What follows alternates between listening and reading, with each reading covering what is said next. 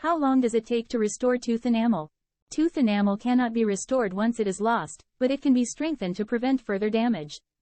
Once tooth enamel is lost, it cannot grow back or regenerate. However, there are a few ways to strengthen tooth enamel and prevent further loss, such as 1. Fluoride treatment. Fluoride helps to remineralize the tooth surface and strengthen the enamel. 2. Good oral hygiene.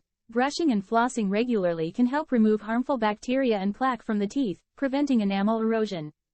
3. Avoid acidic foods and drinks. Acidic foods and drinks, such as citrus fruits and soda, can erode tooth enamel over time.